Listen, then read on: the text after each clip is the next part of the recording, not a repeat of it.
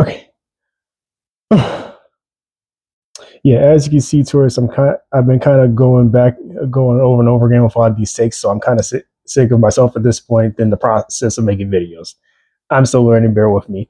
But without further ado, welcome, tourists. This is the Comic Tour Guide, and today I was sifting through a lot of comments that I got, as well as some that are from my past, as well as some that I received from a friend of a friend in the family.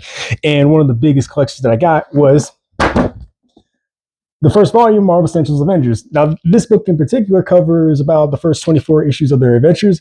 I'm not really going to go into the entire thing per se, but the reason why I was looking at this particular was that I noticed that the Avengers actually debuted in this month of September, about like 60 some odd years ago.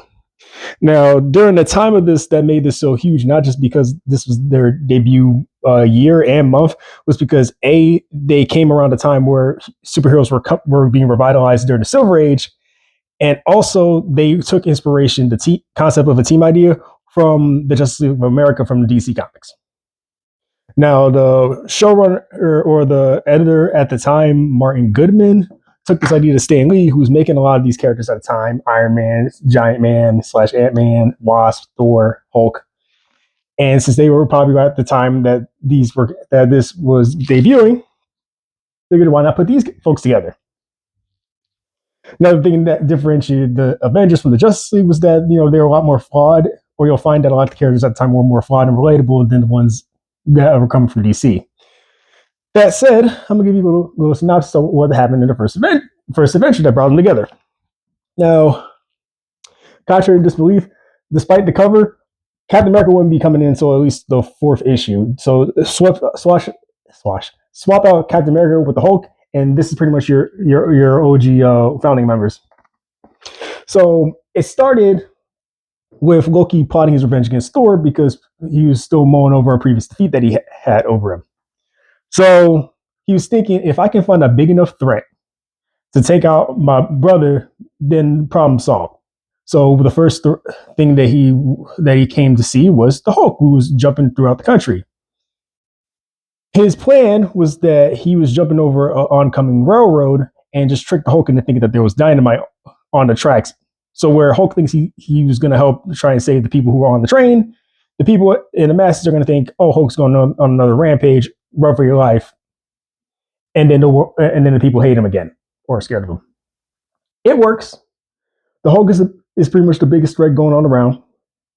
And an old character in his story, Rick Jones, calls upon his group of teenagers known as the Teen Brigade, who track the Hulk's activities to go find him.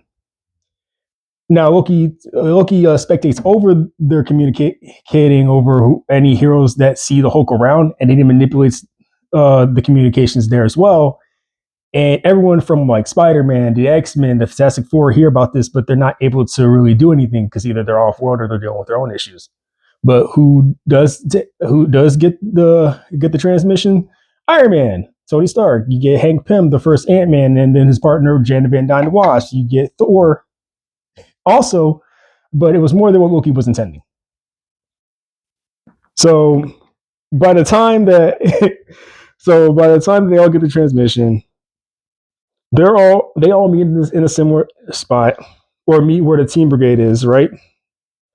And they're all wondering, oh, who called me? Oh, and they're just getting their bearings sorted out. While they're discussing what to do with the Hulk or how to find him alongside Rick Jones, Thor notices outside that the Hulk is there. So the first thing he does is go to strike him, but he disappears. It's an illusion. He immediately catches an illusion. Thor skips out of the meeting and goes back to Asgard and checks. The only person that I know that does go with trickery and illusions is my brother, and he's probably sore about the last time I beat him. So let me go back to Asgard. So so Thor was the first to pick up that Loki was the main issue. Meanwhile, the rest of the rest of the would-be Avengers just go and hunt down Hulk, who just skipped town and and disguised himself as a robotic clown. That was the story. The Iron Man, Ant-Man, and the Wasp called in that this is Hulk because it's the only real strong super strength brute. He leaves, and they chase him down to an auto factory where they just keep battling him until Thor comes in with Loki. After his own little battle, getting past all this weather and trolls and such back in Asgard.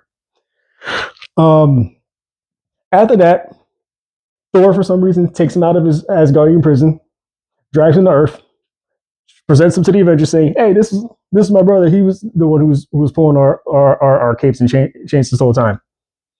And that's when Loki breaks out and he's about to escape, but the Avengers manage to trap him into a chamber inside of the auto factory. And that's where, by the end of it, as they were getting ready to send or prepare Loki to go back to Asgard for imprisonment, they figured threats like this might happen again. So when it does come, barring that we're not too busy with our own separate adventures, we should come together and make a team out of this.